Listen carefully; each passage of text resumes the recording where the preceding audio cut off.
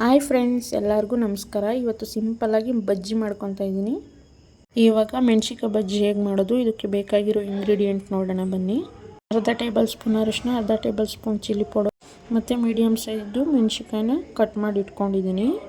ಇವಾಗ ರೋಡ್ ಸೈಡಲ್ಲೆಲ್ಲ ಕೊಡ್ತಿರ್ತಾರಲ್ವ, ಅದನ್ನ ಹಾಕೊಂಡು ತಿಂದರೆ ತುಂಬ ಚೆನ್ನಾಗಿರುತ್ತೆ. ಒಂದು ಕ್ಯಾರೆಟು, ಒಂದು ಈರುಳ್ಳಿ, ಕೊತ್ತಂಬರಿ, ಅರ್ಧ ನಿಂಬೆಹಣ್ಣು, ಸ್ವಲ್ಪ ಪೆಪ್ಪರ್ ಪೌಡರು ಮತ್ತು ಆಯಿಲ್ ತೊಗೊಂಡಿದ್ದೀನಿ. ಎಷ್ಟು ಬೇಕಷ್ಟು ಹಾಕ್ಕೊಂಡು, ಮತ್ತು 150 ಗ್ರಾಮು ಕಡಲೆ ಹಿಟ್ಟು ಮತ್ತು ಕಡಲೆ ಹಿಟ್ಟನ್ನು ನೀಟಾಗಿ ಜರಡಿ ಹಿಡಿದು ಇಟ್ಕೊಂಡು ಮಾಡ್ಕೊಳ್ಬೇಕು, ಇಲ್ಲಾಂದರೆ ಹುಳ ಗಿಳ ಏನಾದರೂ ಇರುತ್ತೆ. ಒಂದು ಬೌಲಷ್ಟು ತೊಗೊಂಡಿದ್ದೀನಿ. ಮತ್ತು ಅದು ಅರ್ಧ ಟೇಬಲ್ ಸ್ಪೂನು ಅರಿಶಿನ ಪುಡಿ, ಅರ್ಧ ಟೇಬಲ್ ಸ್ಪೂನು ಚಿಲ್ಲಿ ಪೌಡರು ಮತ್ತು ಸ್ವಲ್ಪ ಜೀರಾ ಪೌಡರ್ ಹಾಕ್ಕೊಂಡು ನೀಟಾಗಿ ಮಿಕ್ಸ್ ಮಾಡ್ಕೊಳ್ಬೇಕು. ಸಾಲ್ಟ್ ಹಾಕ್ಕೊಂಡು ನೀಟಾಗಿ ಗಂಟಿಲ್ದಿರೋ ಥರ ಸ್ವಲ್ಪ ಮಿಕ್ಸ್ ಮಾಡಿಕೊಂಡ್ರೆ ಆಯಿತು. ನೋಡ್ತಿದ್ದೀರಲ್ವ, ಈ ಥರ ಮಿಕ್ಸ್ ಮಾಡ್ಕೊಳ್ಬೇಕು ನೀಟಾಗಿ. ಮೊದಲೇ ನೀರು ಹಾಕಿ ಮಿಕ್ಸ್ ಮಾಡಿದ್ರೆ ಗಂಟೆಲ್ಲ ಹಾಗೇ ಇರುತ್ತೆ. ಸೊ ಅದಕ್ಕೆ ಈ ಥರ ಮಾಡಿಕೊಂಡು ಆಮೇಲೆ ನೀರು ಹಾಕ್ಕೊಂಡು ಮಿಕ್ಸ್ ಮಾಡ್ಕೊಬೇಕು, ತುಂಬ ಚೆನ್ನಾಗಿರುತ್ತೆ. ಯಾವ ಕಪ್ಪಲ್ಲಿ ಕಡಲೆ ಹಿಟ್ಟು ತೊಗೊಂಡಿದ್ದೆ ಅದೇ ಕಪ್ಪಲ್ಲೇ ನೀರು ಹಾಕ್ಕೊಂಡು ಮಿಕ್ಸ್ ಮಾಡ್ಕೊತಾ ಇದ್ದೀನಿ. ಈ ಥರ ನೀಟಾಗಿ ಗಂಟಿಲ್ದಿರೋ ಥರ ಮಿಕ್ಸ್ ಮಾಡ್ಕೊಳ್ಳಿ. ತುಂಬ ಚೆನ್ನಾಗಿ ಮಿಕ್ಸ್ ಆಗಿದ್ರೇ ಬಜ್ಜಿನೂ ಚೆನ್ನಾಗಿರೋದು. ಗಂಟಿದ್ರೆ ಚೆನ್ನಾಗಿ ಬರೋಲ್ಲ ಬಜ್ಜಿ.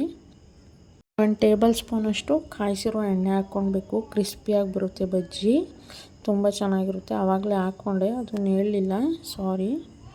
ಇವಾಗ ಮಿಕ್ಸ್ ಆಗಿದ್ದಾಯಿತು ನೋಡಿ. 1 ಸ್ಪೂನ್ ತೊಗೊಂಡು ಆಯಲ್ ಹಾಕ್ಕೊತಾ ಇದ್ದೀನಿ. 1 ಟೇಬಲ್ ಸ್ಪೂನಷ್ಟು ಹಾಕ್ಕೊಂಡಿದ ನಂತರ ನೋಡಿ, ಇಷ್ಟಿದ್ರೆ ಸಾಕು, ನೀಟಾಗಿ ಬರುತ್ತೆ. ಇಲ್ಲ ಜಾಸ್ತಿ ಗಟ್ಟಿಯಾಗಿ ಮಾಡ್ಕೊಂಡ್ಬಿಟ್ಟಿರ್ತಾರೆ ಒಬ್ಬೊಬ್ಬರು, ತೇಳುವಾಗ್ಬಿಟ್ಟು. ಆ ಕಡೆ ಸ್ಟವ್ ಮೇಲೆ ಎಣ್ಣೆ ಕಾಯೋಕ್ಕಿಟ್ಟಿದೆ.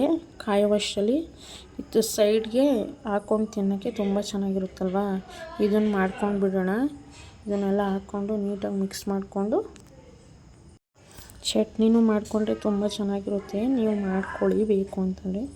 ಇವಾಗ ಸ್ವಲ್ಪ ಚಾಟ್ ಮಸಾಲ, ಸ್ವಲ್ಪ ನಿಂಬೆಹಣ್ಣು ಹಾಕ್ಕೊಂಡು, ಸಾಲ್ಟ್ ಹಾಕ್ಕೊಂಡು ಮಿಕ್ಸ್ ಮಾಡ್ಕೊಂಡು ಇಟ್ಕೊಂಡ್ರೆ ಆಯಿತು, ರೆಡಿ ಆಯ್ತಿದು. ಇವಾಗ ಬೇರೆ ತುಂಬ ಚಳಿ ಇರೋದ್ರಿಂದ ಏನಾದರೂ ಬಿಸಿ ಬಿಸಿಯಾಗಿ ತಿನ್ನಬೇಕು ಅಂತ ಅನ್ನಿಸ್ತಾನೆ ಇರುತ್ತೆ.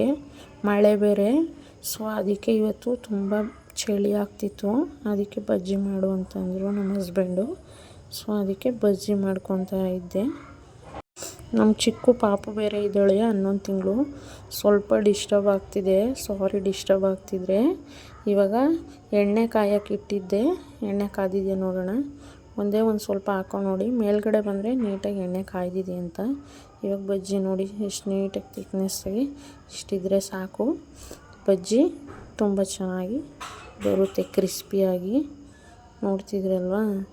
ಇವಾಗ ಒಂದು 4-5 ಹಾಕ್ಕೊಂಡು ಹಾಗೇ ಗೋಲ್ಡನ್ ಕಲರ್ ಬರೋವರೆಗೂ ಬೇಯಿಸ್ಕೊಳ್ಬೇಕು. ಇದನ್ನು ನೀಟಾಗಿ ಮೀಡಿಯಮ್ ಫ್ಲೇಮ್ನಲ್ಲೇ ಇಟ್ಕೊಂಡು ಬೇಯಿಸ್ಕೊಂಡ್ರೆ ಆಯಿತು. ಆವಾಗಲೇ ನಮ್ಮ ಹಸ್ಬೆಂಡ್ ಟೀ ಕುಡಿತಿದ್ರು, ಆವಾಗಲೇ 1 ರೌಂಡು ಬಜ್ಜಿನ ಮಾಡಿದೆ. ಸೊ ಹಾಗಾಗಿ ಮೇಲ್ಗಡೆ ಎಣ್ಣೆ ಒಳಗಡೆ ಎಲ್ಲ ಇದಾಗ್ಬಿಟ್ಟೈತೆ. ಅವರು ಕೆಲ್ಸಕ್ಕೆ ಹೋಗ್ಬೇಕಿತ್ತಲ್ವ, ಸೊ ಹಾಗಾಗಿ ಬೇಗ ಮಾಡಿಕೊಟ್ಟೆ. ಟೀ ಕುಡಿತಿದ್ರು ಅಂತ ಹೇಳ್ಬಿಟ್ಟು ಹೋಗ್ತಿದ್ರು ಅಂತ. ಇದು ನೀಟಾಗಿ ಬೆಂದಿದೆ ನೋಡಿ, ಇಷ್ಟು ಬೆಂದರೆ ಸಾಕು, ಗೋಲ್ಡನ್ ಕಲರ್ ಬಂದಿದೆ.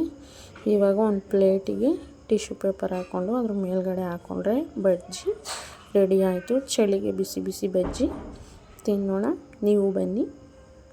ಯಾರೆಲ್ಲ ನನ್ನ ಚಾನಲ್ನ ಫಸ್ಟ್ ಟೈಮ್ ನೋಡ್ತಿದ್ದೀರಾ, ಪ್ಲೀಸ್ ನನ್ನ ಚಾನಲ್ನ ಸಬ್ಸ್ಕ್ರೈಬ್ ಮಾಡ್ಕೊಂಡು ನೋಡಿ. ಇಷ್ಟ ಆದರೆ ಲೈಕ್ ಆ್ಯಂಡ್ ಶೇರ್ ಕಮೆಂಟ್ ಮಾಡಿ. Thanks for watching.